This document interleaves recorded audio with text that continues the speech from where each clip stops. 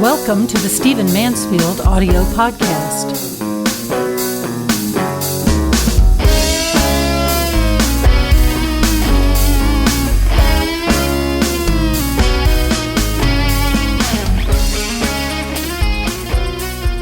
I was spending some time with vets not long ago, and they told me something that broke my heart. I have to tell you, it really tore me up, and I want to tell you about it now and use it for a launching pad to talk a little bit more about men. I had opportunity to sit with some vets. I spend a lot of time with guys in the military and often with vets, but this particular group of vets were young, they were articulate, they were very accomplished, and I got thrown together with them for a bunch of hours. And we began to talk about their experience at war in Afghanistan and Iraq, and we began to talk about how it had affected them. And they told me something that I have read about, that I have heard about, but I had never heard anyone, male or female, talk to me about in such moving and poetic terms. And I was, by the way, with both males and females amongst these vets. One of the guys said, "Stephen, the hardest thing I'd have to say to you," and I was just asking them questions and probing, he said, "One of the hardest things I'd have to say to you is that I miss my war." And he started to cry. And he said, "Listen, I know that's horrible. Most people wouldn't understand it. My wife doesn't understand it. My church wouldn't understand it. My kids wouldn't understand it. But I miss my war. I miss my gun. I miss my people." And he just went off like that for a little bit. And I just could see the strain in his eyes, and a former female captain started echoing the same thing, and she began to tear up, and it was a very, very tender moment. So when things calmed down a bit, I asked them what they meant exactly. And it was really their answer was really a commentary upon their lives in America and upon American society as a whole, but it's a commentary I'm familiar with, so I'm happy to delve into it a bit. They said that, before they went to Iraq, they had lived typical American lives. And they had had some friends, and they had enjoyed their school years, but they were old enough to not really feel connected to a lot of people. They were old enough to not really feel like they lived for a cause. They were preparing for careers. They were looking forward to those careers. They were looking forward to doing good with those careers and making money, but they hadn't really gotten there yet. And so their lives were sort of, in pursuit and a little bit isolated and a little bit empty and not really rooted in matters of faith or a cause they really had given their hearts to, or even that much of bonding with other people. And then through various routes, they ended up in war. They ended up in Afghanistan and in Iraq. And they said, of course, it was some of the worst time of their lives. Of course, they saw friends die. They killed people. They were part of horrible things. Some of them worked in medical units and saw you can imagine the terrible things they saw. But they said, you know what? I got up every morning and I had a role to play. And I had a mission. And I belonged. I might even have belonged to a commanding officer who was an idiot and really hard to deal with, but at least I belonged. And I had, I'll use my phrase, not theirs, a band of brothers. I belonged to a group. I belonged to a team. And I was skilled, and I was growing in skills. And what I did made a difference. And we did good over there, and we did it together, and we faced odds, and we faced death, and we survived. And even in a nearby immediate sense, we conquered. They didn't mean the whole country now. They just meant in their immediate fights, their immediate battles, their immediate struggles. And then they came back to the United States. And they were grateful to have survived, and they were grateful to go ahead and transition out of the military. And some of them had very nice jobs and were very accomplished. Some had gone to law school. Some were still in medical school, etc.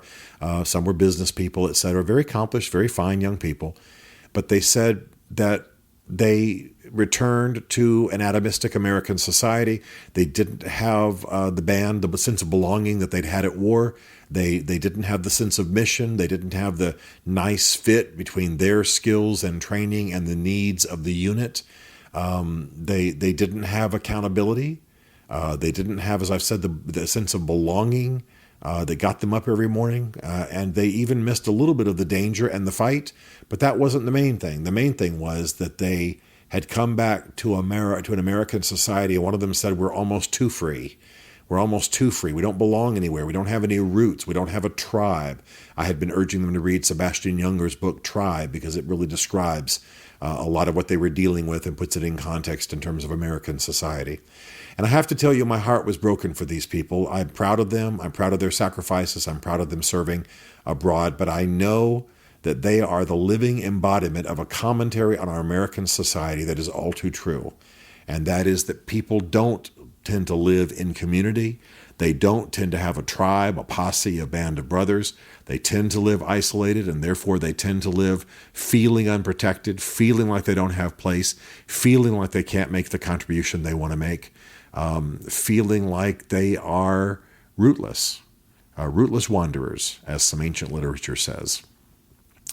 And as you know, if you listen to this podcast, this is one of the things that I strongly urge among men. Now, I care about it with women too, but I strongly urge among men because that's simply the group I'm called to speak to, in addition to the other things I do politically and universities and what have you.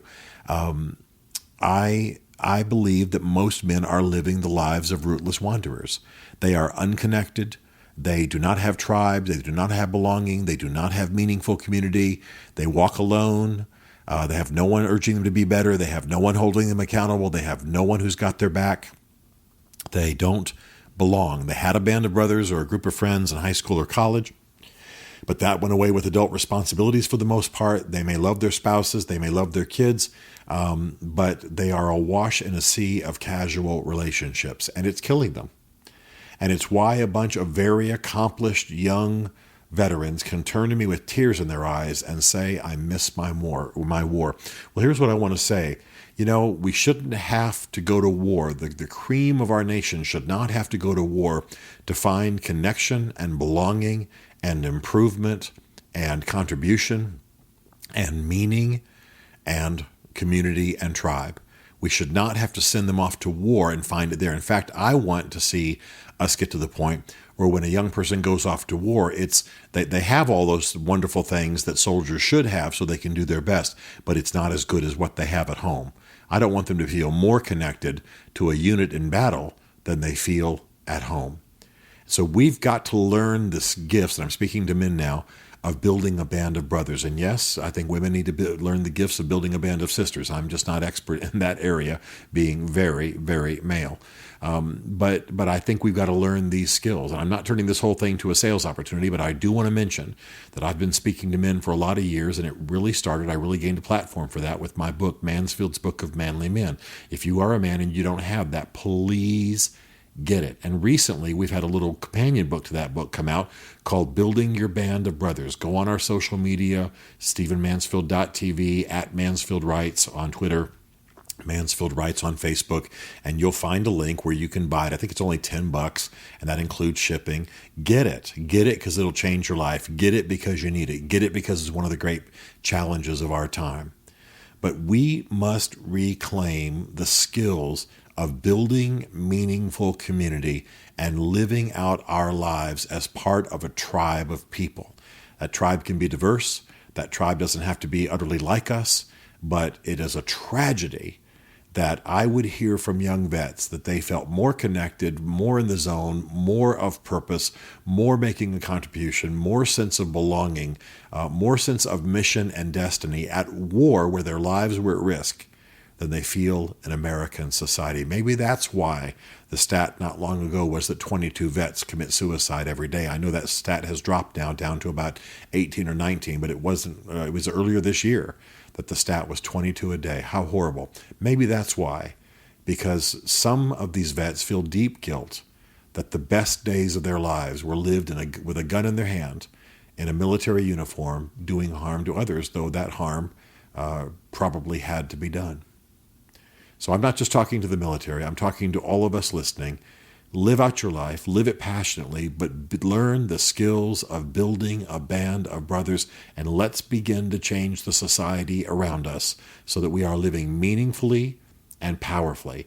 I look at the people who are running for office. I look at the people who lead our society. I look at some of the personalities on the national stage, and I wonder how they might have been different if they had had in their lives in the States what these young warriors had and valued so much in the trenches in Iraq and Afghanistan. It's time for a change. Get Sebastian Junger's book Tribe. Get my book, Mansfield's Book of Manly Men. Get Building Your Band of Brothers. All of this easily acquired. And most of all, get busy about building the tribe, the community, and the belonging that you need to have define your life. Stephen Mansfield is a New York Times best-selling author, a popular speaker, and a frequent faith and culture commentator on Fox and CNN. His groundbreaking books on faith and society include The Faith of George W. Bush, The Search for God in Guinness, Mansfield's Book of Manly Men, and The Miracle of the Kurds. His new book is Ask the Question, Why We Must Demand Religious Clarity from Our Presidential Candidates, available on Amazon. Learn more about Stephen at stephenmansfield.tv. The Stephen Mansfield podcast is directed by Isaac Darnold, who also wrote, produced, and performed the podcast theme song. This is a Chartwell Literary Group production.